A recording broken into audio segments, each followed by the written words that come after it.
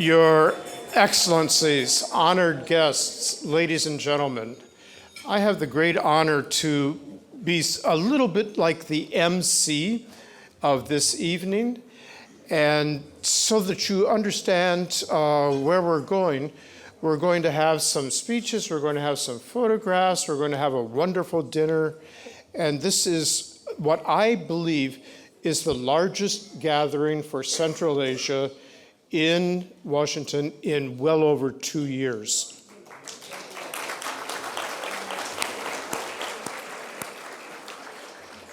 And since I'll be coming back to the microphone from time to time, just so you know who I am, my name is Richard Hoagland.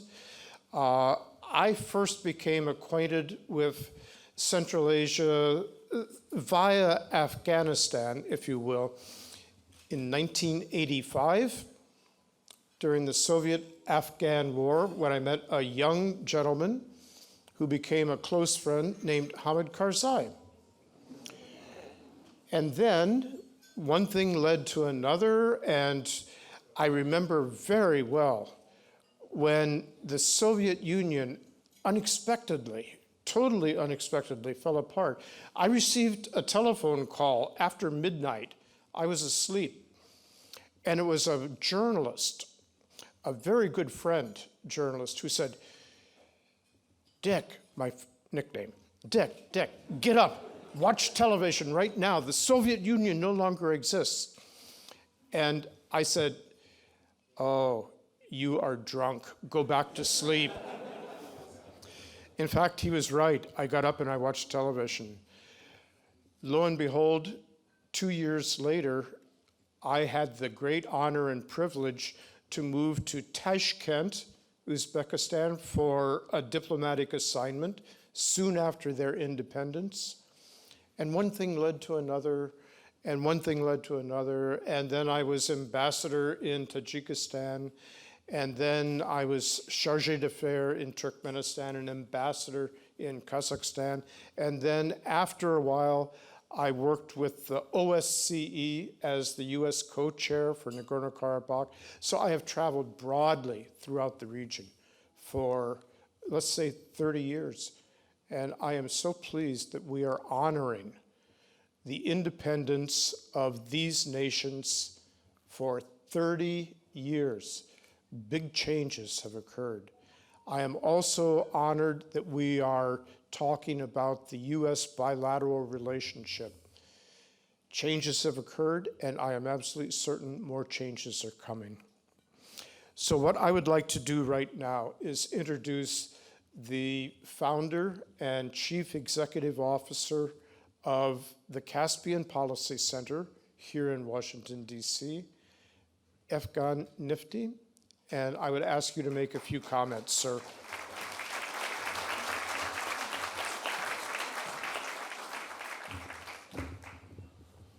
Ambassador Hoagland, it's an honor to be introduced by you, such a distinguished diplomat and board member of our organization.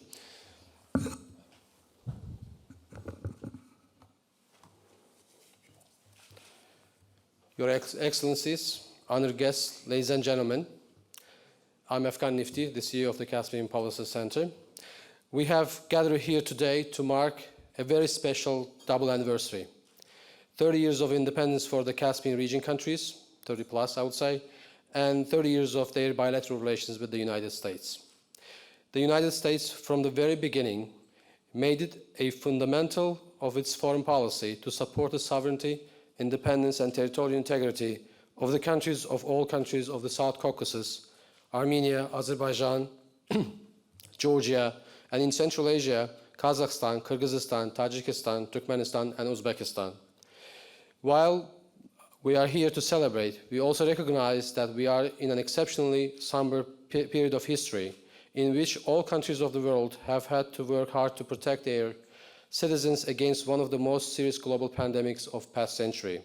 And also, now we continue to watch with horror the Kremlin's unprovoked attack against its neighbor, Ukraine.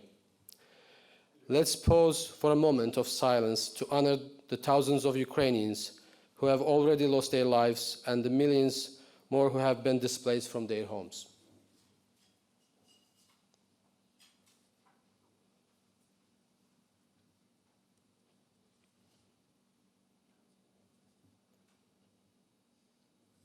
Thank you.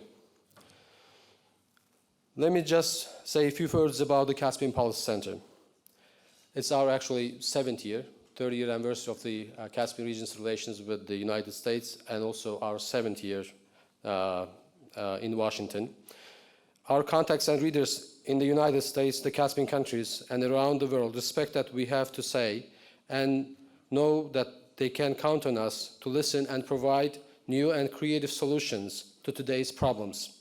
Our exceptional team of senior advisors, many of whom have served as ambassadors and as military flag officers in the Caspian region, work hand in hand with our dedicated staff.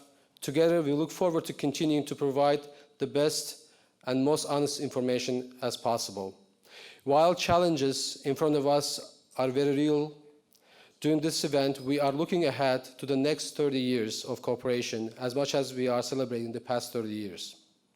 I want to take the time to thank embassies and our friends in the U.S. government for their support for this event, and I look forward to listening to our distinguished guest, our keynote speaker today.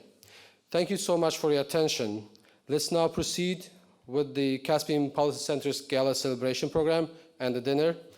We will begin the dinner services, and then we'll hear from the USAID Deputy Assistant Administrator Anjali Kaur and the ambassadors of the participating embassies. Welcome again. Thank you.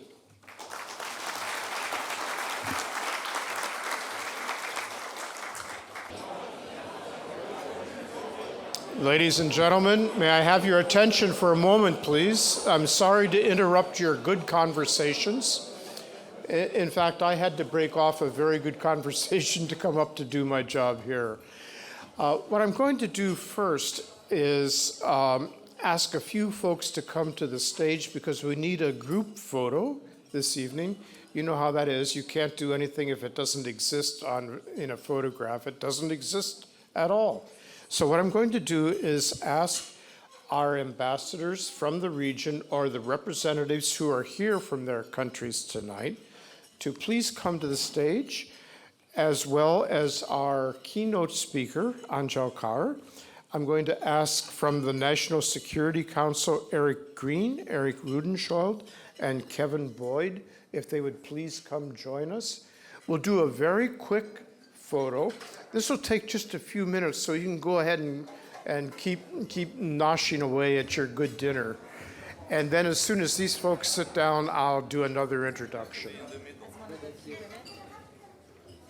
Eric, please. Maybe. Hi, Eric. Hi. Good to see you. You're the only lady. I know. I didn't realize I'm the only. Eric, you put him up. Oh, I didn't realize. Dick, good to see you. Hi, Eric.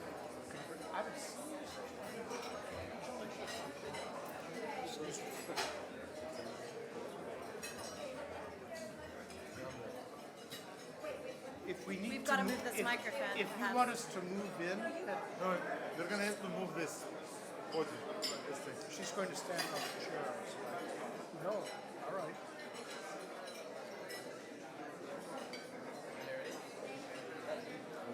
That's it. You got it? You got everyone else? All good? That's great. You got it? Perfect. Okay. Thank you.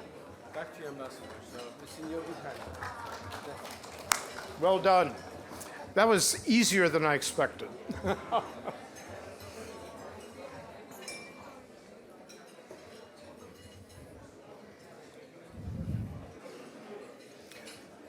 What I would like to do is, sorry to interrupt your dinner, but I'm going to introduce our keynote speaker this evening, and that is Anjali Kaur, Deputy Assistant Administrator of the Bureau of Asia for the U.S.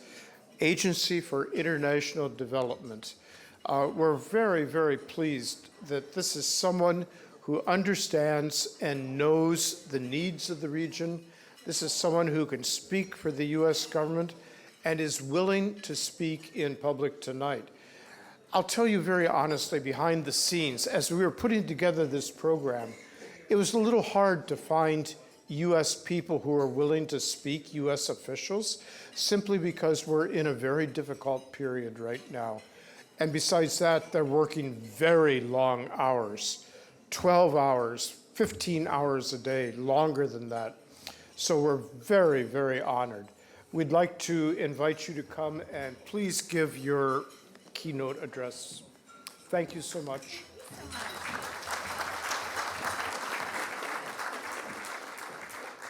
Good evening, everyone. As I've just been told, I am the entertainment for this evening. So please enjoy your dinners while I try to do justice to our work. On behalf of the United States Agency for International Development, it's my honor to be here this evening to celebrate the strong relationship that bind our nations. So thank you for inviting me. I'd like to thank the Caspian Policy Center for hosting this event. It's an honor to speak before so many distinguished guests, especially the ambassadors in attendance. As Deputy Assistant Administrator for Asia and the United States Agency for International Development, or USAID, part of my role is overseeing our wide-ranging development efforts across Central Asia. Central Asia is an area marked by great beauty, from the magnificent ancient Merv to the soaring majesty of the Pamir Mountains. The region's often referred to as crossroads, thanks to its position on the Silk Road trading routes that connected east and west for over 1,500 years. But that term, crossroads, may suggest that Central Asia is just a pass-through, but it's actually a keystone. Bound by China, Iran, Afghanistan, and Russia, this region's prospects are intertwined with the security and prosperity of the United States. For more than 30 years, USAID has supported the success of our Central Asian partners, Kazakhstan, the Kyrgyz Republic, Tajikistan, Turkmenistan, and Uzbekistan. Over the past 3 decades, the United States has provided over $9 billion in direct assistance to support peace and security, governance reform, economic growth, and humanitarian needs across this dynamic region. Through our Central Asia strategy, USAID strengthens democratic institutions, promotes economic cooperation, and fosters energy independence. Not by imposing crippling debt or dubious conditions, but by recognizing the sovereignty, territorial integrity, and independence of our Central Asia partners. This work aligns with USAID's new climate strategy. Central Asia holds enormous potential with regards to energy that does not contribute to climate change. From hydropower in Kyrgyz Republic and Tajikistan to wind and solar in Kazakhstan, Turkmenistan, and Uzbekistan, Central Asia has the opportunity to drive the future of clean, renewable energy in Asia. In the clean energy space, USAID builds enhanced regional cooperation on shared energy resources, including building a sustainable electricity market and connectivity within this region.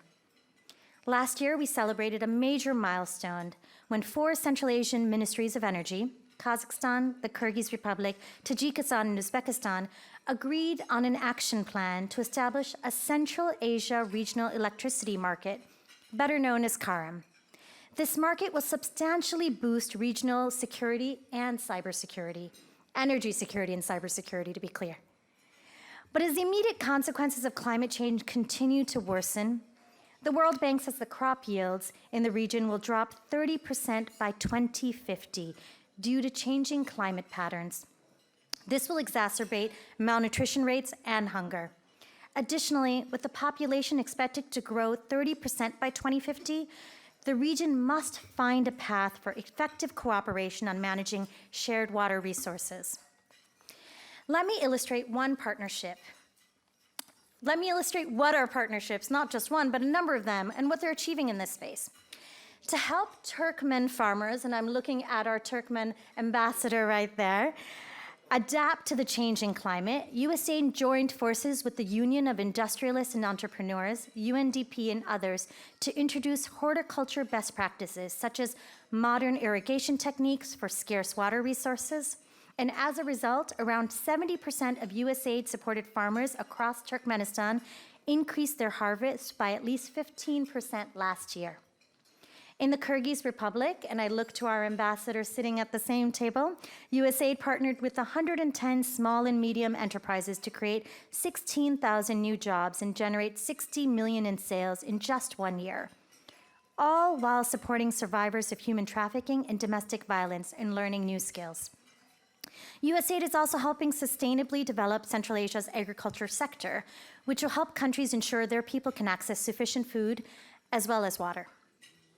However, perhaps the most consequential challenge facing the region is growing threats to sovereignty, independence, and democracy.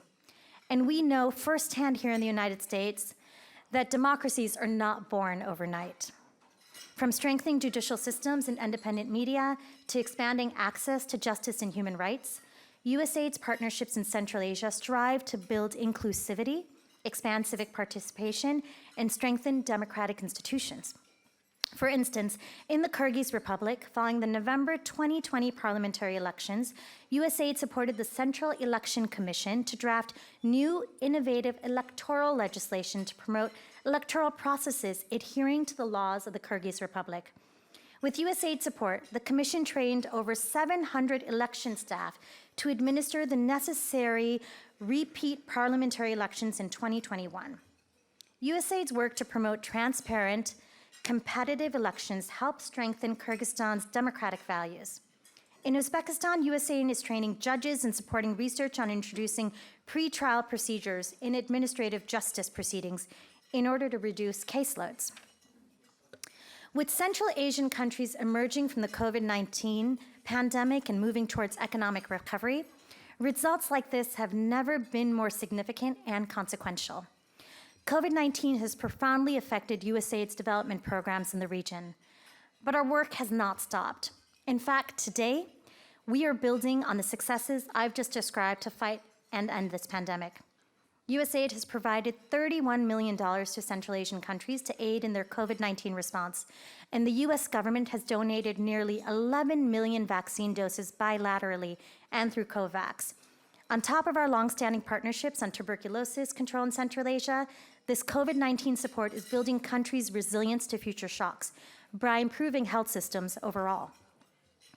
To strengthen Tajikistan's health system, for instance, USAID delivered oxygen generation plants to remote clinics, which will improve the ability of rural areas to respond to oxygen needs and diagnose cases of COVID-19, hypoxemia, respiratory failure, pneumonia, and more. Additionally, in the Kyrgyz Republic, we helped make high-level medical expertise available 24/7 to healthcare providers in remote areas. Local providers can now access the information they need to make split-second decisions to save lives from COVID-19 and other infectious diseases. USAID's support for the state-run healthcare system to deliver services to even the most remote communities has made the systems stronger than ever. And our work is not limited to these areas. For the past 11 years, USAID has also hosted the Central Asia Trade Forum, one of the region's largest annual connectivity events that promote regional trade and facilitates participation by U.S. businesses. In 2021, the forum focused on improving trade connectivity as part of the COVID-19 economic recovery process. It brought together more than 10,000 participants from more than 30 countries to identify challenges, exchange solutions, and build relationships. Over the past decade, trade among the nations of Central Asia has more than doubled, reaching $6 billion annually. While many factors have played a role in this success, the forum's decade-long vision for increasing regional trade cooperation is bearing fruit. And it's these relationships for improved trade, better health, inclusive societies, cleaner energy, and greater economic prosperity for all that are the critical importance as we look forward to our next 30 years of partnership. Amid today's moments of profound opportunity, including the chance to build on our shared successes, America has taken truly meaningful, important steps to extend our partnership and brighten the futures of the people of this diverse region. Throughout Central Asia's journey, in the coming decades, USAID will stand firmly in friendship with the people of Central Asia as you chart your own paths forward. We hope that you'll also grow stronger together in leveraging the formidable power of regional connectivity. The more choices you all have and the more peaceful and prosperous your borders are, the greater the future for all of Central Asia. In all of these efforts, Central Asia has and will continue to have a steadfast partner in USAID and the US government. Thank you for your time and attention.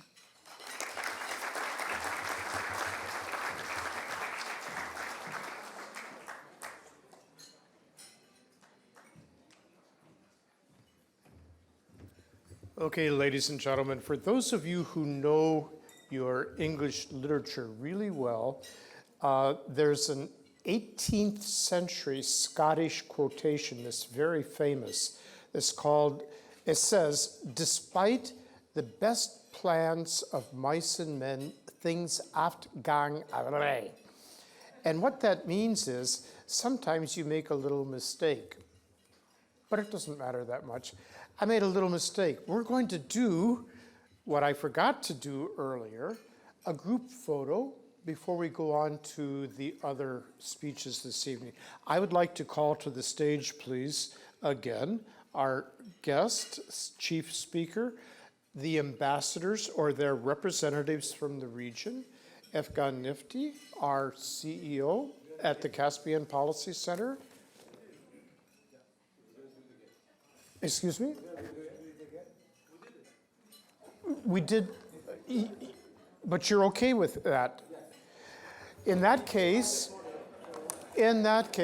okay, because what I heard was that we need to try again. No. If everyone is fine with that, look, the important thing is that you enjoy yourselves this evening, that we have a good experience. Please work on your dinner for a while, and then what we will do is go on to the speeches after a few minutes. But we want to make sure that every one of our chief guests has time to actually enjoy the dinner. Thank you.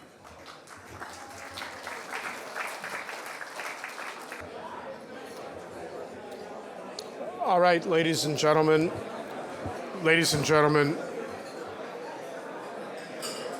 I'm sorry to interrupt your good conversations again,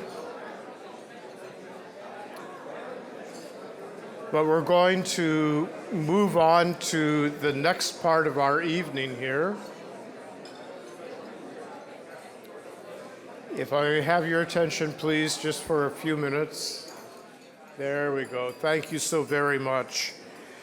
What we're going to do is have just a few words from each of the ambassadors or representatives of the embassies from the region, including Turkey.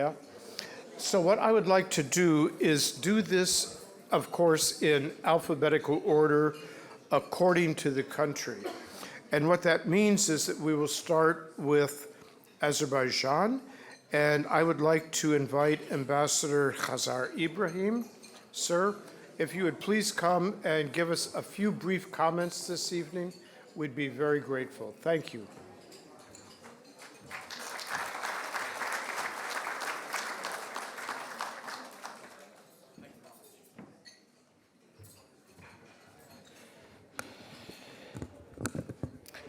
Good evening, everybody.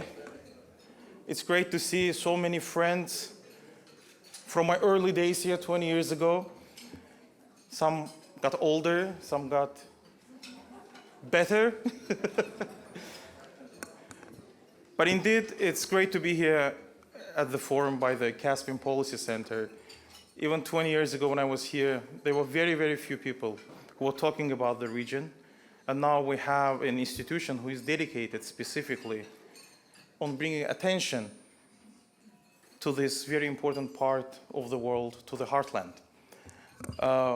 Ambassador Hoagland said that it should be few words.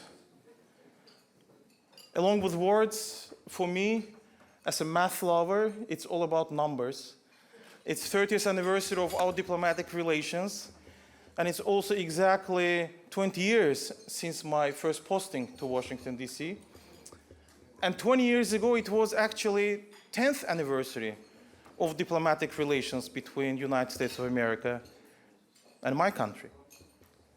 And I just want to very shortly give you 3 points on what was then and what is today. Kind of time lapse. So 2002, when I was here, on energy side, yes, we had contracts. Yes, we agreed on taking out Azerbaijan's energy resources and provide for energy security globally in Europe. But when we look at today, what has happened after these agreements were signed, now we have the means of transportation.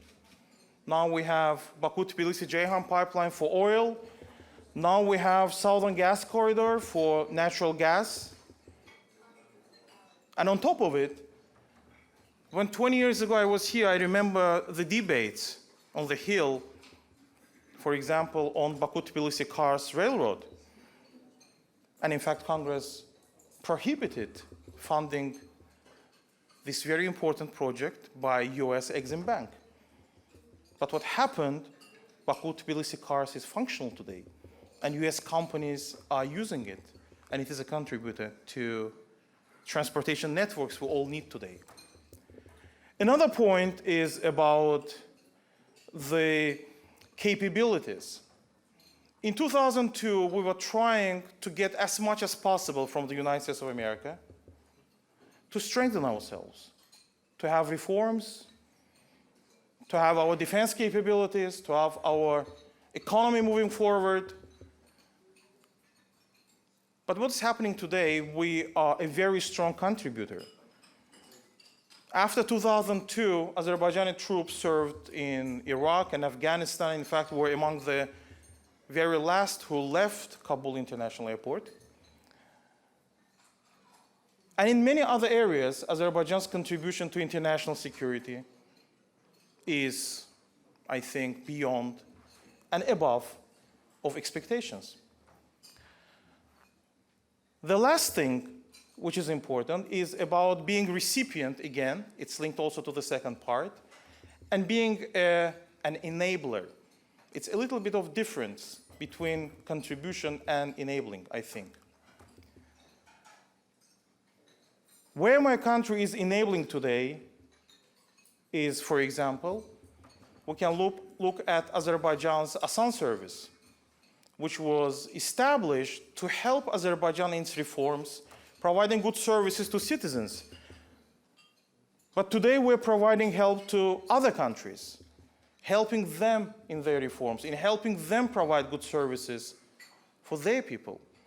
And specifically to those countries who went through hardships we had after the collapse of the Soviet Union, after regaining our independence 30 plus years ago. Or if you look at our mine agency, we were asking for all the help to help us establish first this agency, help Azerbaijan in terms of its unexploded ordnance and mines and demining efforts. But today our mine agency is everywhere, starting from Afghanistan, in the Middle East, in the Balkans. We're helping other people. Very importantly, politically, in terms of foreign policy, in terms of international relations, if Azerbaijan was seeking for implementation of UN Security Council resolutions, then within these 20 years after 2002, we became members, non-permanent members of UN Security Council.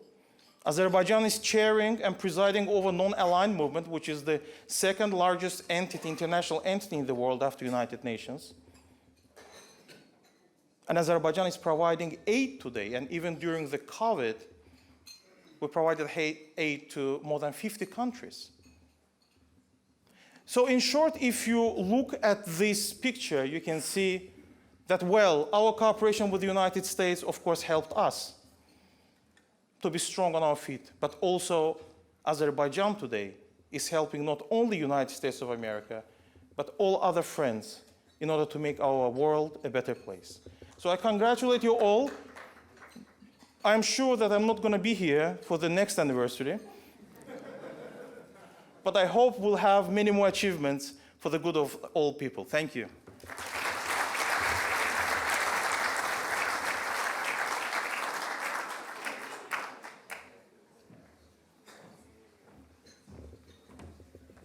Ambassador, thank you so much for that. I know there is so much more you could have said. We're in a historic transition. There's so much more good to come, and we look forward to that. I would like next to invite to the podium the representative of the Embassy of Georgia, the Deputy Chief of Mission, Georgi Tsikolia. Thank you for coming tonight, sir.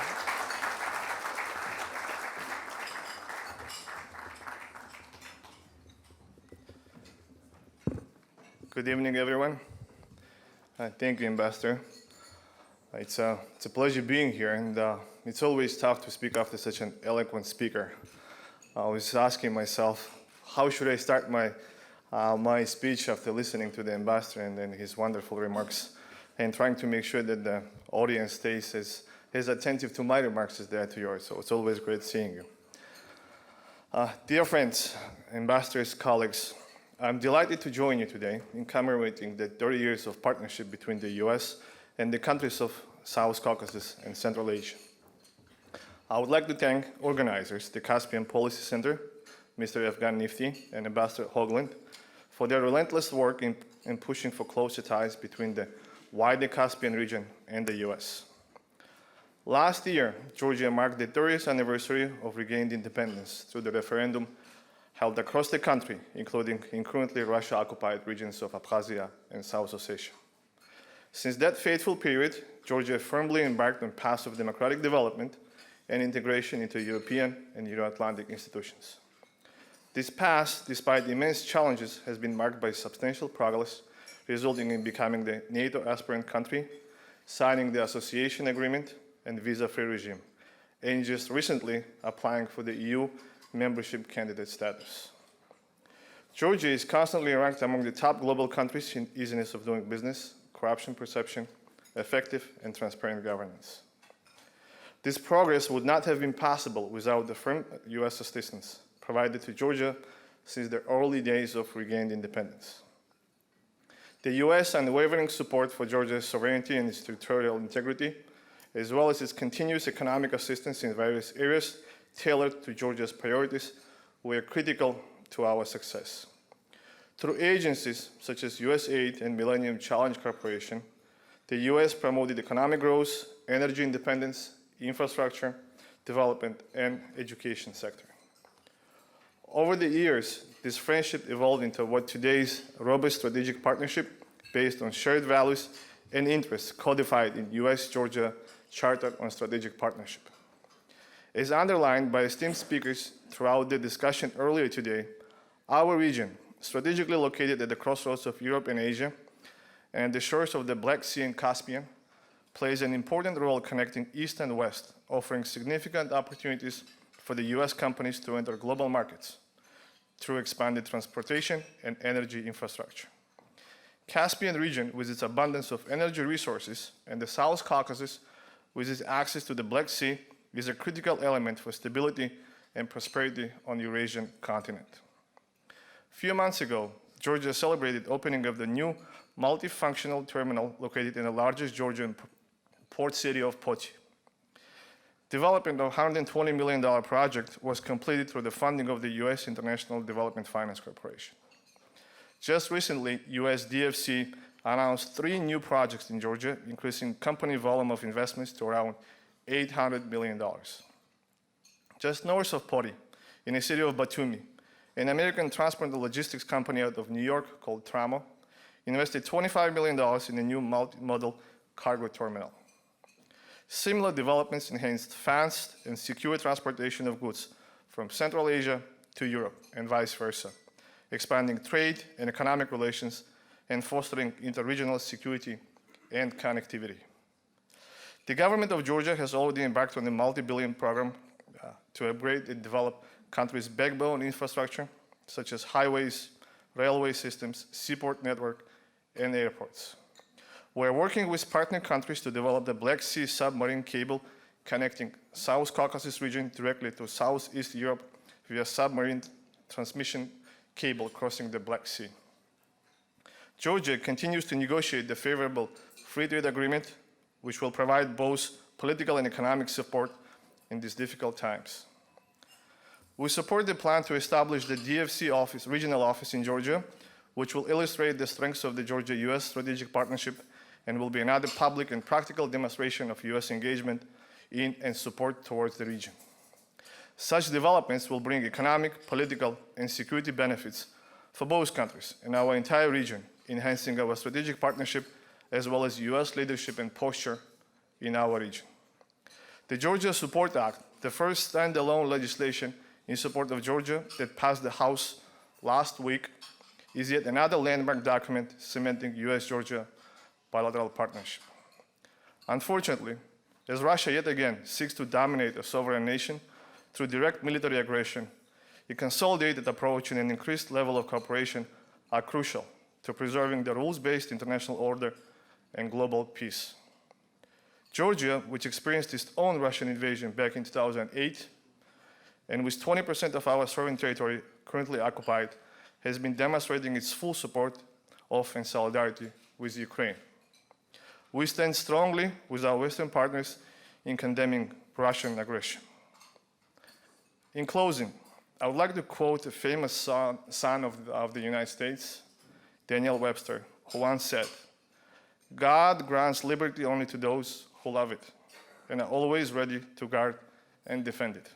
Thank you for the opportunity for being here. It's been an honor. Thank you.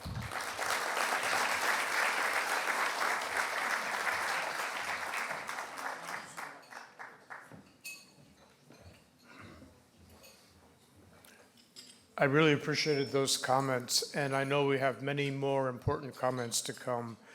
As we move through the alphabet of countries, we're going to move now to Kazakhstan. And I have the great honor to introduce the ambassador of Kazakhstan to the United States, Yerzhan Ashikbayev. Thank you so much, sir, for being here tonight.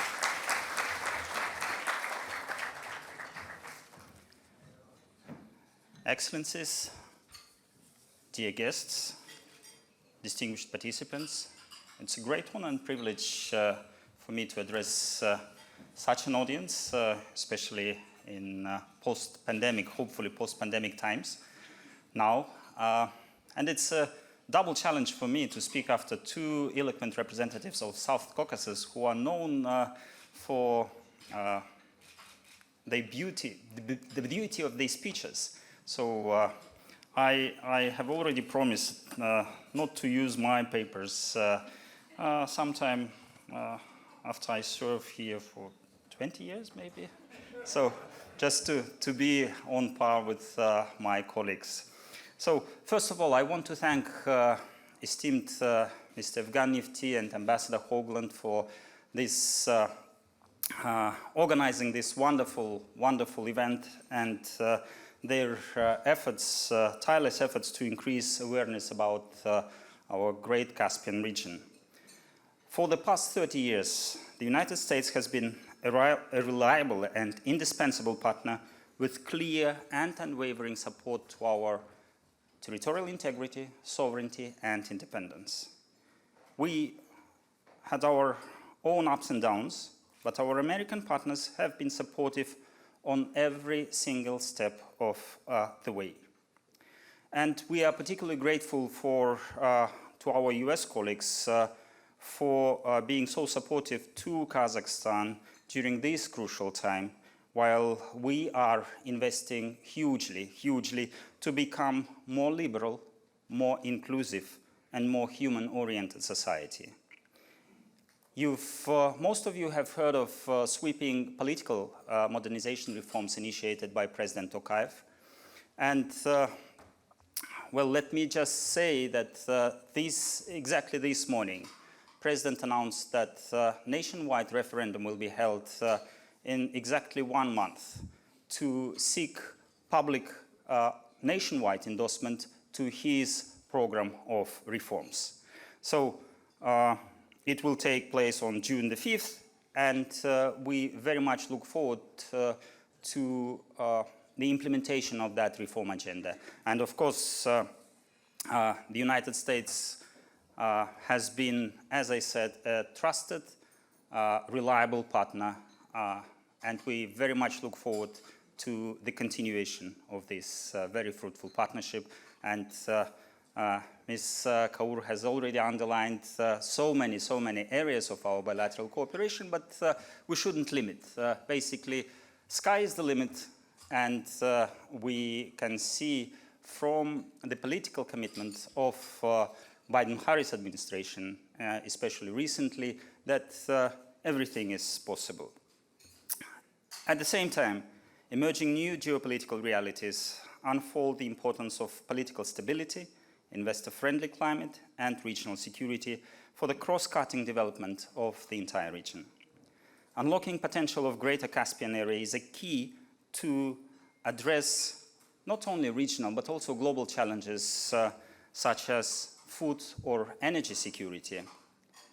And since the early days of our independence, Caspian energy diplomacy was the driving force of economic development in our part of the world. As for Kazakhstan, it paved the way for economic cooperation with the United States, with starting from the Tengiz oil field and landmark deal with Chevron, to remarkable achievements in investments and sustainable growth. So for the past 20 years, we only once demonstrated a negative growth, which is economic term. All the other years were a positive growth for Kazakh economy. And we became a destination for 60+ billion of US investments. And this is a really remarkable figure for us. Because of its size, location, economic performance, Kazakhstan has been a crucial contributor to trans-Eurasian connectivity and prominent advocate of regional economic integration, not only with its next-door neighbors, but well beyond its borders. As experts have calculated, today Kazakhstan accounts for 70% of land transit traffic from China to Europe and vice versa. And we've invested something close to 30 billion in the common good, basically. Whatever is the transit infrastructure of Kazakhstan, it's a common good for entire region. And today we are also further developing our Caspian seaport infrastructure for Port of Aktau to be a container hub on the basis of free economic zone. And we have already started advancing the Trans-Caspian International Transport Road that connects Azerbaijan, Georgia, and Turkey with not only with Kazakhstan but with entire region of Central Asia. We also I should also mention the C5+1 platform, and I believe my colleagues will elaborate on the achievements and prospects of that cooperation platform further, but let me know that we shouldn't be limiting ourselves to the current acute issues only, but also think of the decades to come, and it's with this understanding that Kazakhstan is very much open to enlarging the C5+1 cooperation formats to new areas like human dimension, like parliamentary diplomacy, like women economic empowerment, and many, many more to add. And we also believe that the Greater Caspian region countries possess all essential instruments to ensure peace, security, and sustainable development. By bringing together collective efforts against the emerging challenges and enhancing mutual engagement, we will be capable of delivering tangible results to our people. What we seek, basically, is predictable political climate and strong bonds of partnership. And I hope today's afternoon stimulating discussions and exchange of views, both now across the tables and I very much hope after this wonderful evening, will seize the opportunity to find new avenues for our cooperation, both within the region and far beyond. So with this, let me complete my remarks, and I wish everyone the most pleasant evening and very pleasant discussions over the lunch. Thank you.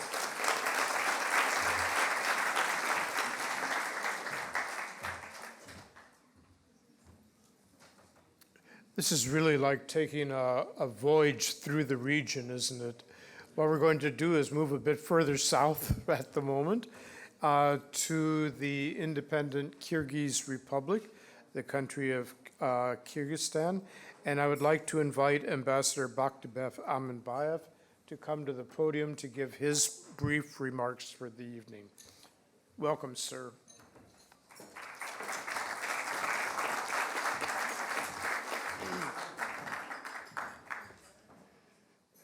Your Excellencies, dear participants, dear ladies and gentlemen, today we are celebrating the important milestones in relations between Caspian region and the United States.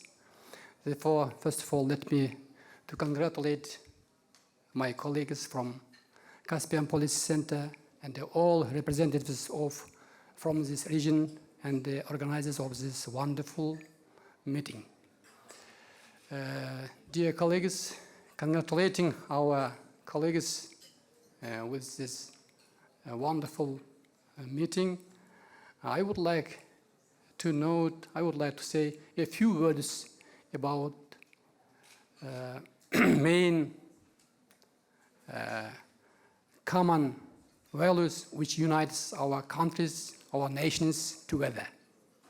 Kyrgyz Republic is not this among the Caspian states, but we are closely connected, long-term, centuries-old historical and cultural commonalities. It's a fact.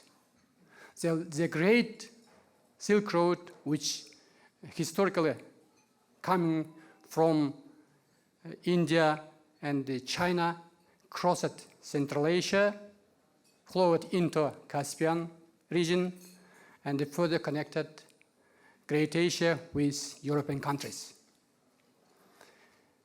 Whether we want or not, whether we are a small country or powerful country, we are all the same, we are all the weak under the laws of nature.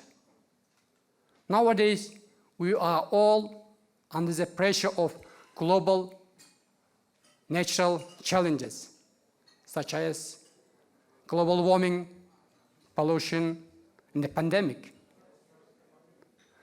COVID-19 has forever changed our world and caused a significant slowdown the economy of the world. At the same time, the bloody conflict which have taken place in Ukraine have already exacerbated this phenomenon and has negative impact on economy of our countries. In addition, the consequences of pandemic, the new condition of the world order, and have reinforced the new structural reform of world economy. More precisely, with transition from the traditional resource-based economy to the digital, to the green economy. It's a fact. It's a new requirements of post-pandemic situation. How to get out from this situation? There is one way. It is further integration into regional and the global economic trends. Kyrgyz Republic is one of the democratic countries in Central Asia. Over the last 30 years, we have very good relations with the United States, and we have felt very good friendly assistance in strengthening human rights, mass media, rule of law, and accountable government. We have very good results. We have very strong civil society now. We have very strong mass media in Central Asia.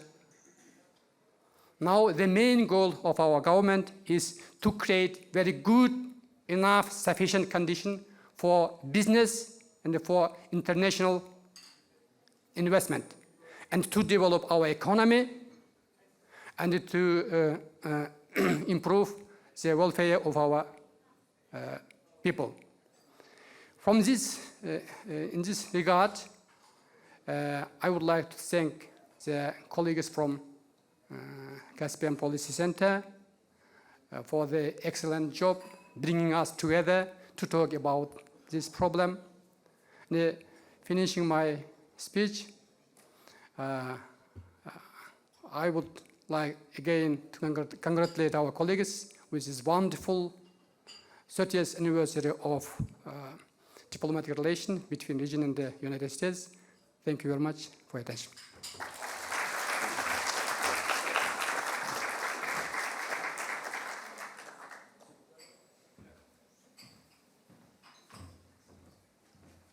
Thank you, Mr. Ambassador.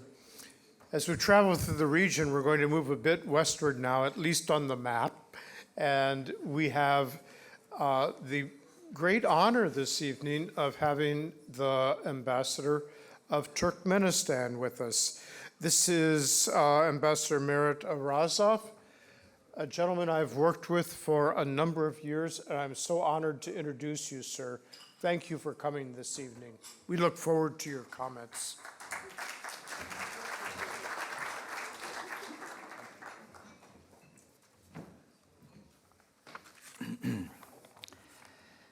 Good evening, ladies and gentlemen. First of all, let me thank the Caspian Policy Center for its decision to celebrate the 30th anniversary of our diplomatic relations. Let me also thank the leadership of the center for the invitation to take part in the conference and to speak to you. I'm pleased to meet today here many friends, my American friends, with whom I've been working for years here in DC.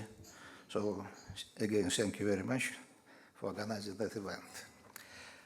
The importance of the Caspian region has already been mentioned very well by previous speakers, so I will not repeat myself on this subject. I will not just write away that Turkmenistan consistently stands for cooperation between all the Caspian littoral countries, as well as for international cooperation. I would like to emphasize that these 30 years have not been easy for the countries of the Central Asia and Caucasus. It was a period of formation of independence with all the difficulties that accompany the construction of a new state. In the same period, a new diplomatic school of young states was being created and building relations with the world community. In this difficult process, the United States stood by and provided us with support in many areas. During these years of independence, friendly and fruitful relations have been established with the United States, and we highly appreciate the assistance provided to us, especially in the first years of independence. In turn, Turkmenistan, with the framework of this neutral status, provided support to the coalition forces in Afghanistan and continues to cooperate on security issues, for which it repeatedly receives expression of gratitude from the United States. By the way, speaking about our neutrality, I think that the United States was a key country who supported us to get this neutral status, and I believe that we honestly work on the fields of United Nations and doing our best to be really a neutral country. Looking forward to our future relations between the U.S. and Turkmenistan, I do think that we have a bright future. A lot of fields where we can cooperate to build mutual business, to help each other, and I think we will do this.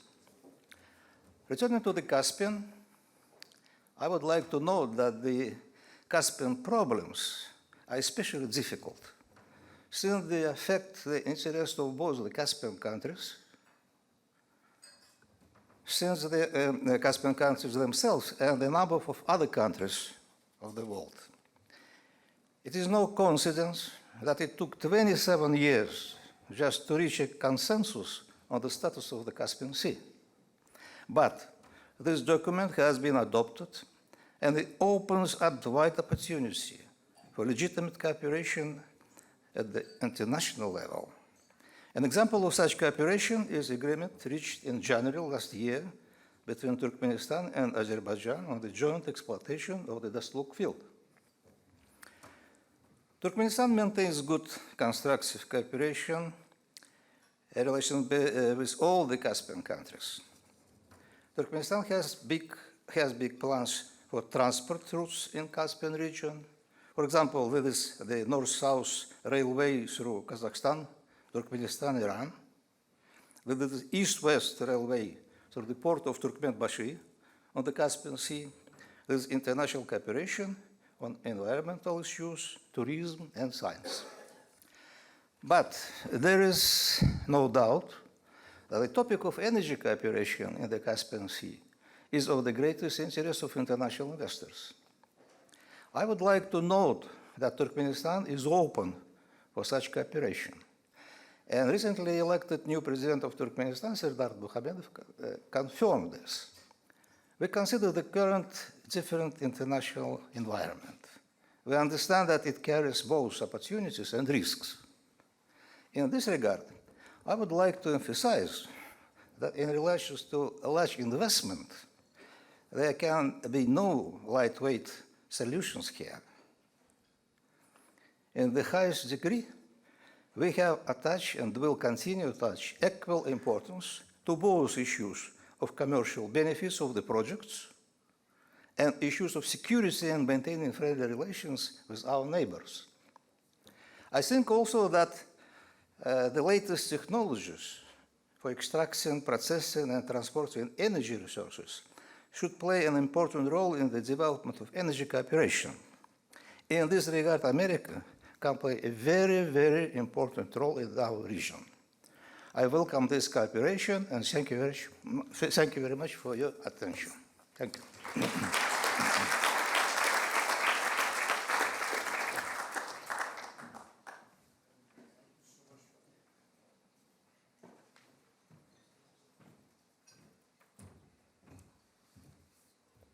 Oh, ladies and gentlemen, our voyage continues. We're going to cross the Caspian Sea now and cross it just a bit further because we're going to the country of Turkey. Many of the nations of this region are Turkic, and in fact, they're rediscovering their Turkic history and traditions. And we are so honored this evening to have with us to speak to us next the ambassador of Turkey. This is Ambassador Hasan Murat Mirjan. Sir, thank you for honoring us tonight.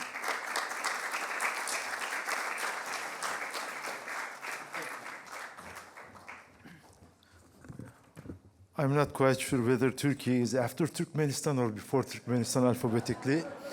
So we're gonna sort it out later. Excellencies, colleagues, dear friends, I have to start by thanking Caspian Policy Center for organizing today's 30th anniversary event.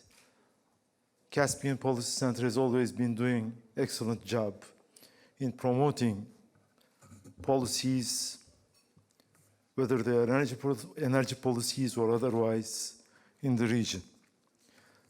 We are proud to be part of today's celebration. And I can tell you at the outset that our collaboration and support for CPC's work will continue in the years to come.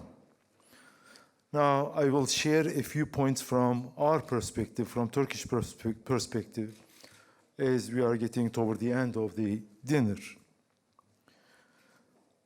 Let me put very bluntly, we are at a pivotal moment in the 21st century. I think this century and the days we are living through is going to born different scheme, political, strategic, and otherwise. Because of, in fact, two reasons which had been stated before me. One, we all know, pandemic. And then the second one is, of course, the war in Ukraine. I'm very sure that the war in Ukraine will have profound effects on the Caspian region in specific and globally speaking. Sadly, the terrible humanitarian tragedy and the conflict in Ukraine occupy our hearts and minds on a daily basis. We maintain our position on Ukraine's sovereignty and territorial integrity, and of course reject Russia's aggression. Our leadership, Turkish leadership, continues its active efforts to achieve a resolution between Russia and Ukraine. So far, it has not been easy. But the longer this war goes on, more devastating impacts it will become. When I came to the United States, I categorized the political challenges, global political challenges, as great power competition.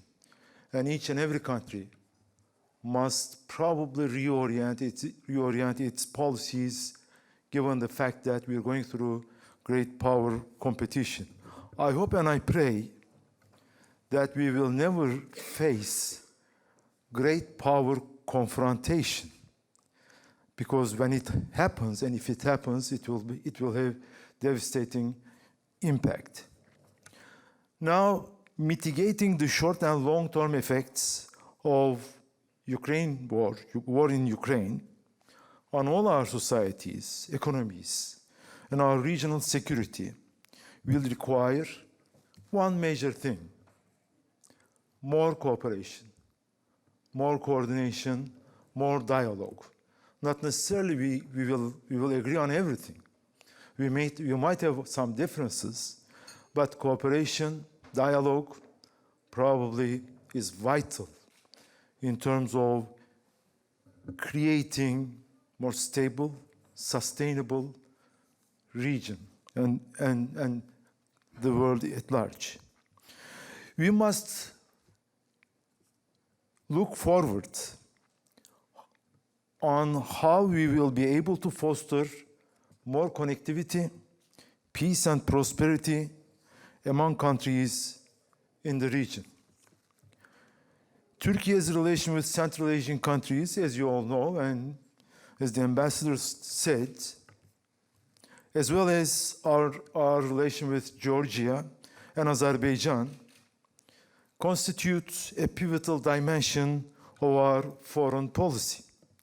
For the last 30 years, Turkey has always supported these countries in their efforts to consolidate their independence and to ensure their territorial integrity, defined by United Nations Security Council and United Nations resolutions. And our American allies have been a preferred partner. We work to achieve considerable progress, particularly in connecting the energy resources of the region with other markets.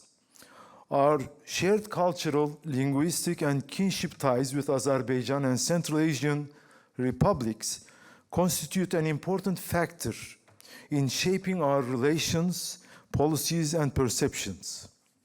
In addition to our bilateral relations, Turkey closely engages with our partners in the region through multilateral platforms, including Organization of Turkish States.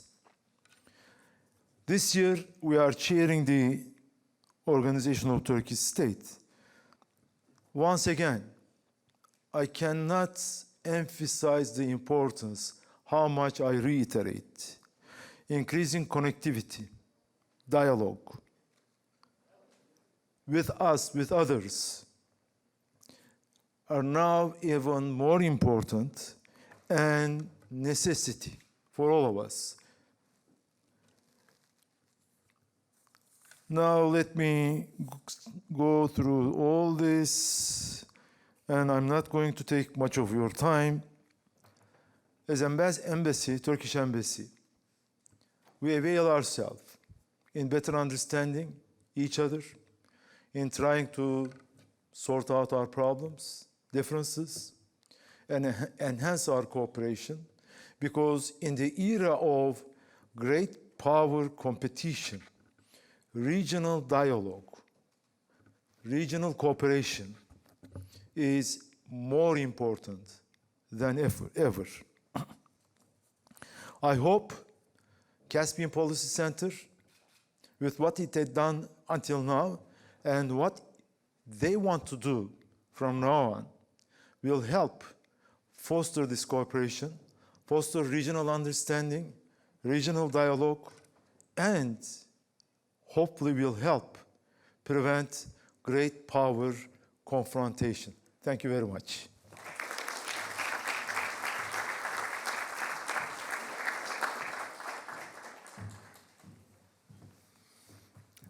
Ambassador Merjan, thank you so much for those very kind and candid and honest words. We're very grateful to you for that. We continue our voyage through the region, and we now come alphabetically to Uzbekistan. Now, this might be the last speaker of our ambassadors this evening, but let me remind you that the country of Uzbekistan was the first time I ever personally set foot on the soil of a beautiful region and smelled the beautiful air of a wonderful region and experienced the great welcome and hospitality that the region is so well known for. So with that, I welcome you, Ambassador Vakhabov.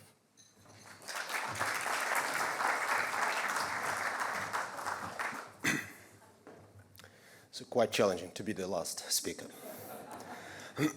So thank you, Ambassador Hoagland, for allowing me to share this floor with my fellow ambassadors from the region of Central Asia and the Caucasus. And the timing of this event, I believe, couldn't have been better.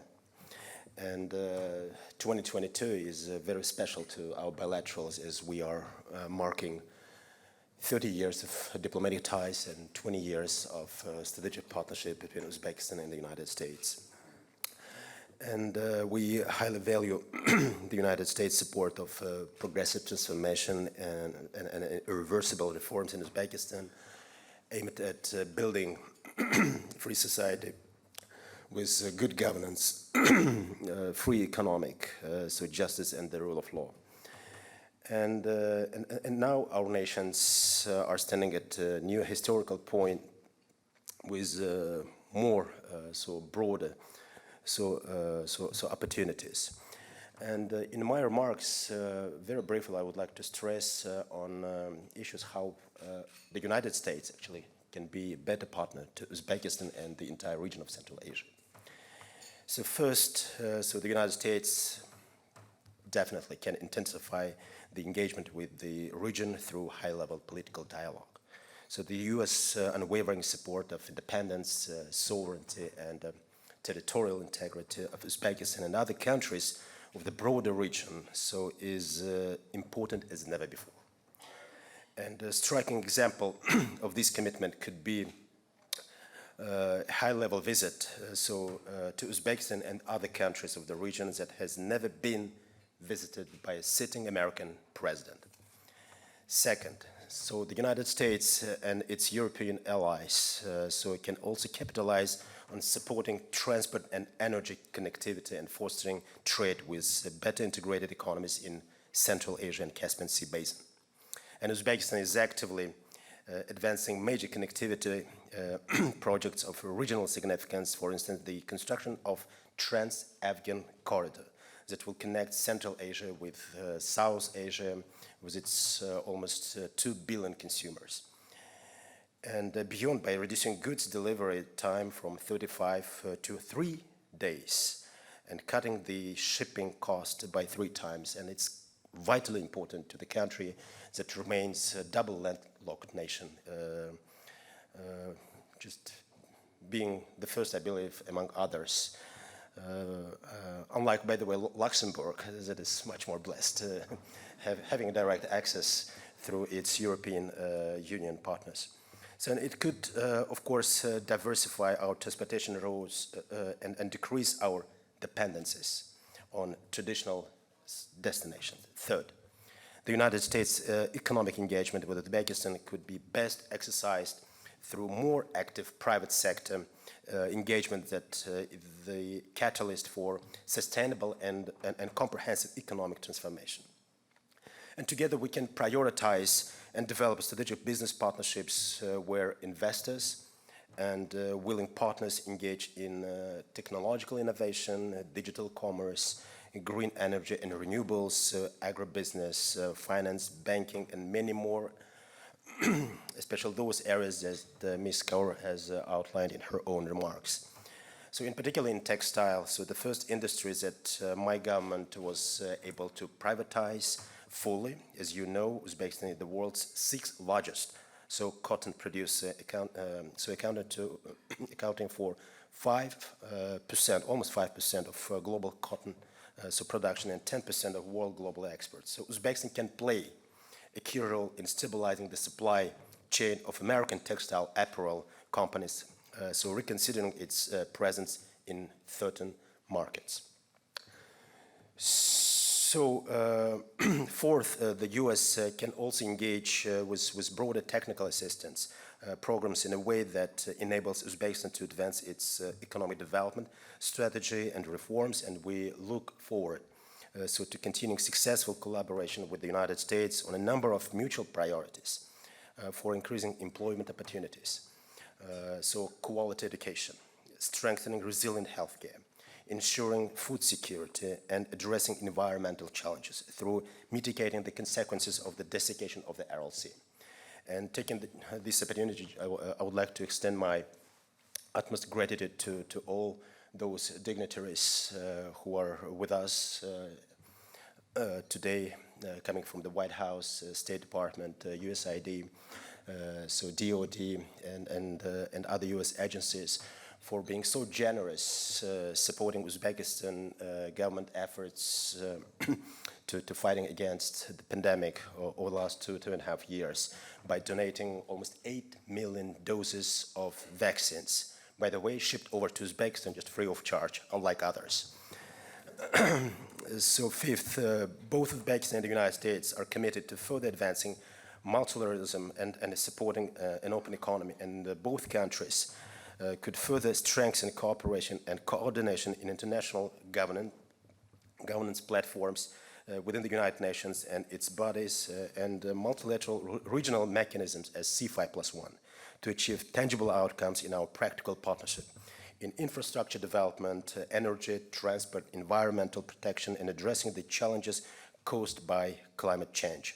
And as Uzbekistan strives to join the global economy, we are looking forward to expanding our collaboration with the United States on accession to the World Trade Organization, so an absolute priority for my government. So with changing dynamics in the region, so many emerging opportunities and untapped potential, I believe that the United States could move beyond its traditional realms and pursue much more proactive foreign policy that promotes partnerships in trade and investment, science and technology, in trade and education and capacity building, as well as the cooperation with international financial institutions. And we firmly believe that the United States' engagement in fostering economic interconnectivity and growth, Uzbekistan and other countries of the region will be able to strengthen resilience to many challenges and ensure prosperity of our people. Thank you for your attention.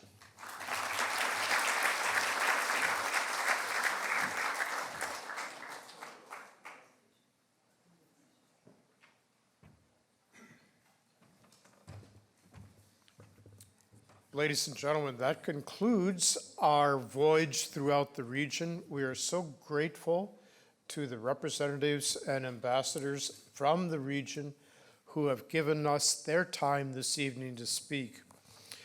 I want to give you just one more historic anecdote, if I might, and this involves Uzbekistan. when I first arrived in Uzbekistan in 1993, the summer of 1993, the U.S. Embassy was so new that we didn't really have diplomatic housing established yet for our diplomats to move into. And so when I arrived, I was assigned to a small 2-room wooden cottage in a park, which I learned was former KGB property. And so I was living in a KGB cottage in the center of Tashkent, Uzbekistan. We've come a very long way, haven't we, sir? Ladies and gentlemen, we're certainly not going to push you out the door, but to give you time, because we know that many of you have important jobs you have to go to early tomorrow morning, I'm going to ask now our Chief Executive Officer and the founder of the Caspian Policy Center, Afgan Nifty, to come and give us his concluding thoughts for the evening. Sir?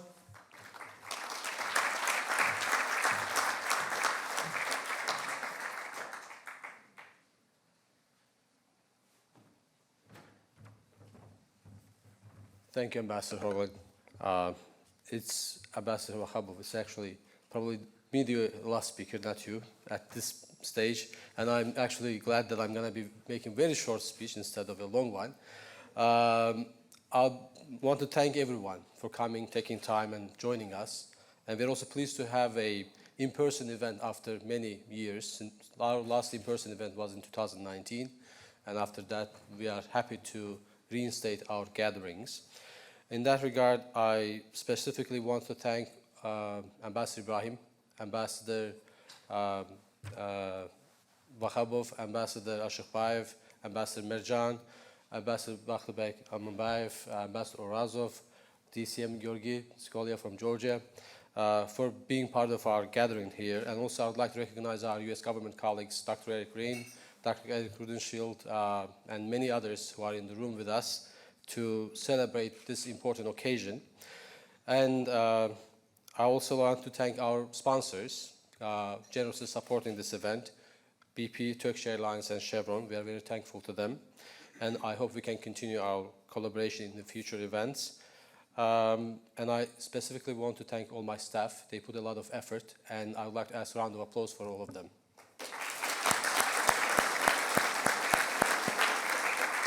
Thank you for coming, and thanks for being part of sharing our dinner today. Have a great evening. Thank you.